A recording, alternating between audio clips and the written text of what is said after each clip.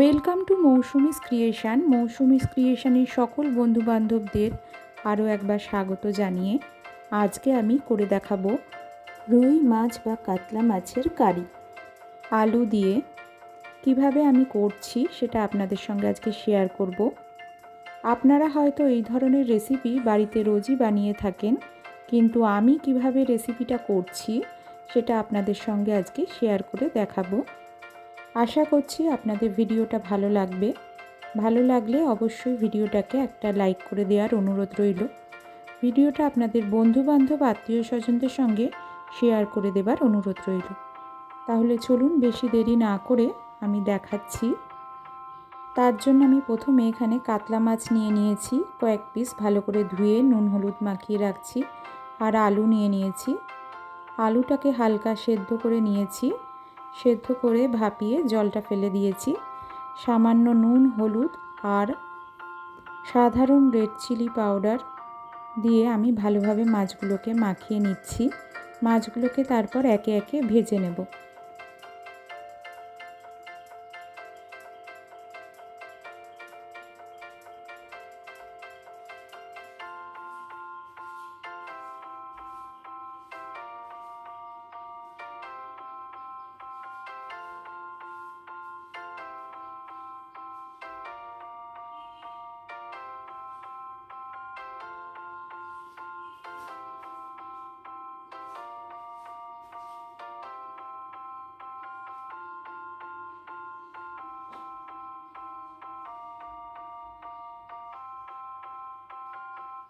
আমি একে একে মাছগুলোকে এবার ভেজে নেব।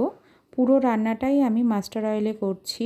মাছ ভাজার জন্য যতটুকু প্রয়োজন ততটুকু মাস্টার অয়েল নিয়েছি। আমি এখানে 6 টেবিল স্পুন মাস্টার অয়েল নিয়েছি। তেলটা ভালোভাবে গরম হয়ে এলে তেলে সামান্য হলুদ আর নুন দিয়ে দিচ্ছি। তারপরে আমি মাছগুলোকে দেব। ভালোভাবে তেলটা গরম হয়ে এলে তবেই মাছগুলোকে দেবেন। আর সামান্য নুন আর হলুদ দিয়ে নেবেন, তাতে মাছগুলো ফাটবে না। আমি একে একে মাছগুলোকে ভেজে নিচ্ছি।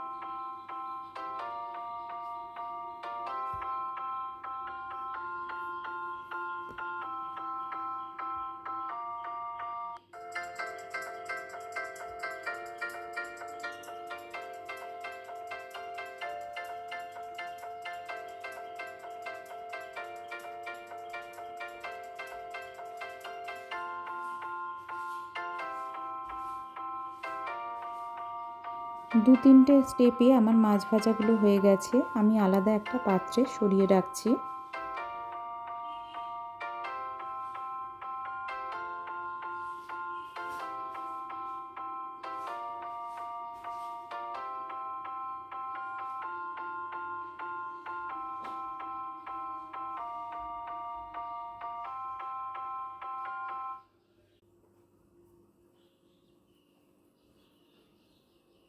এরপর মাছ ভাজার ওই একই তেলে আমি দিয়ে দেব সামান্য গরম মশলা, গোটা গরম মশলা।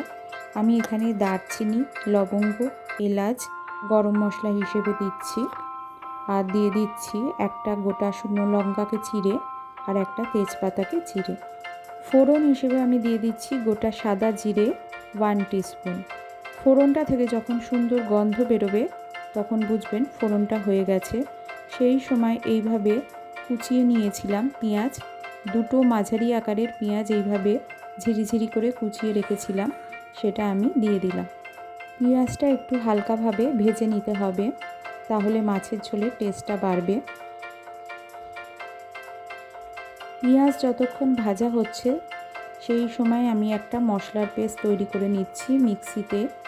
তার জন্য আমি নিয়ে নিচ্ছি 2-4 টুকরো রসুনের কোয়া, আদা আর ধনেপাতা।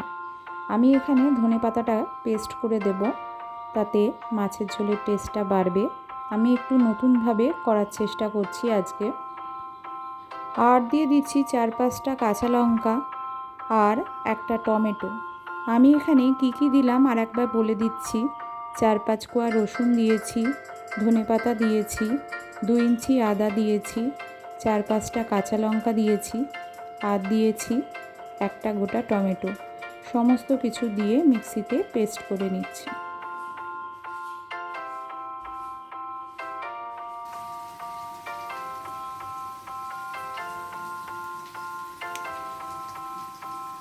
দেখুন আমার মশলার পেস্টটা করা হয়ে গেছে। এই পেস্টটাই আমি ইউজ করব আমার রান্নাতে আজকে। যতক্ষণ আমি মশলার পেস্টটা করছিলাম ততক্ষণে পেঁয়াজটা ভালোভাবে ভাজা হয়ে গেছে, হালকা গোল্ডেন ব্রাউন হয়ে গেছে। দেখুন এই রকম হালকা গোল্ডেন ব্রাউন করে আমাদের পেঁয়াজটা ভেজে নিতে হবে।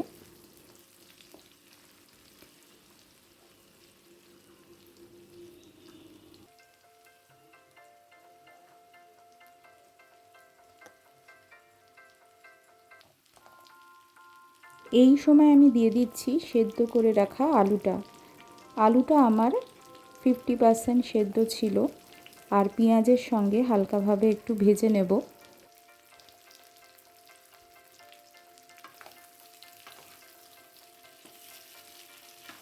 আলুগুলো যখন হালকা ভাজা হয়ে যাবে সেই সময় আমি মশলার পেস্টটা দিয়ে দেব।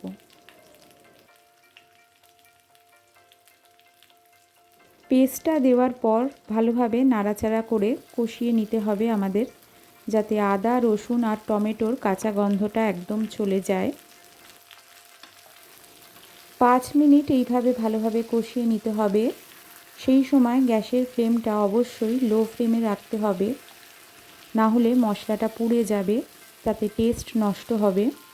মশলার পেস্টটা যে পাত্রে ছিল সেই পাত্রটা ধুয়ে সামান্য জল অ্যাড করলাম।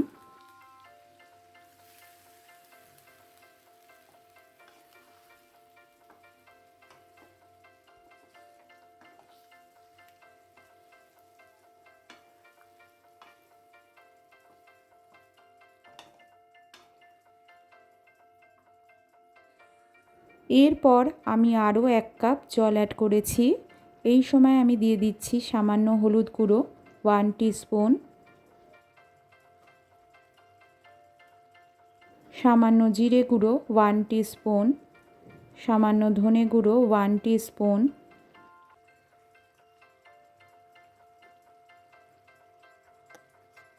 আর দিয়ে দিচ্ছি Kashmiri red chilli powder 1 teaspoon আর সাধারণ red chilli powder 1 teaspoon. Kashmiri red chilli পাউডারটা দিচ্ছি রঙের জন্য।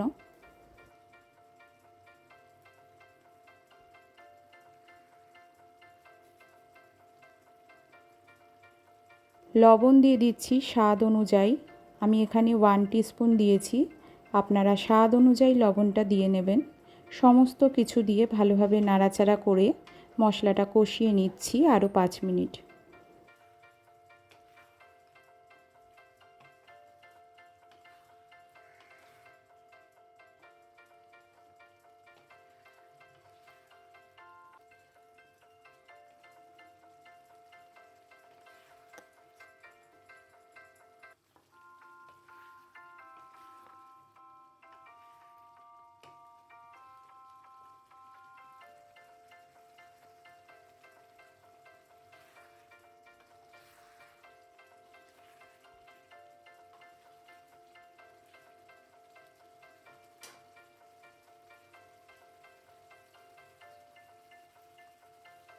এরপর আমি ভাজা মাছগুলোকে দিয়ে দিলাম।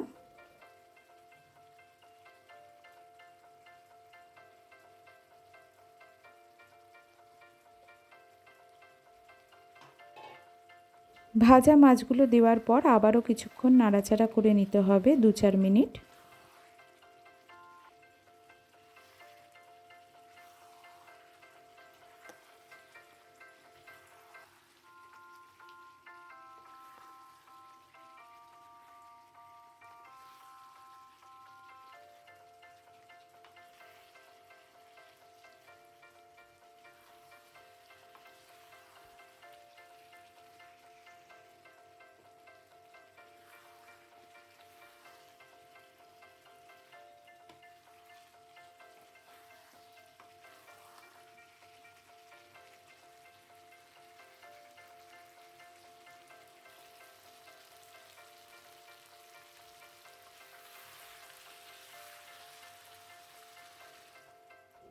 তারপর আমি গরম জল দিয়ে দিলাম। এখানে গরম জল দেওয়ার চেষ্টা করবেন, তাহলে টেস্ট বাড়বে। আমি এখানে 2 কাপ গরম জল দিয়েছি। আপনারা যে যেরকম ঝোল রাখবেন সেই অনুযায়ী জলটা দেবেন।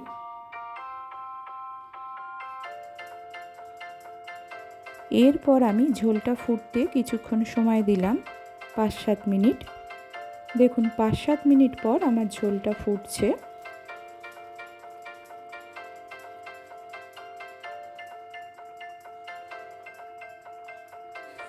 এই সময় আমি দিয়ে দিলাম গরম মশলার গুঁড়ো 1 টিস্পুন। গরম মশলা গুঁড়ো বেশি দেবেন না, 1 টিস্পুন দিলেই যথেষ্ট। বেশি দিলে তিতো হয়ে যাওয়ার সম্ভাবনা থাকবে।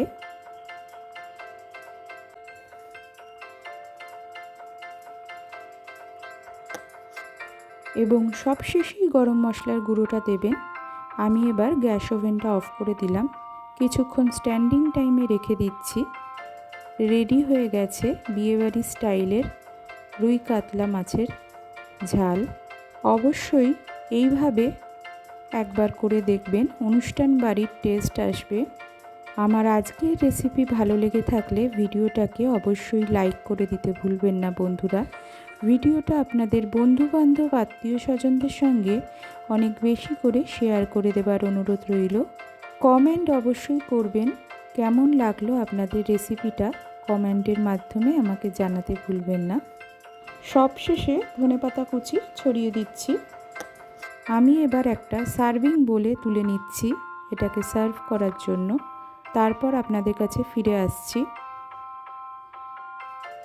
দেখুন আমি একটা সার্ভিং বোলে তুলে নিচ্ছি।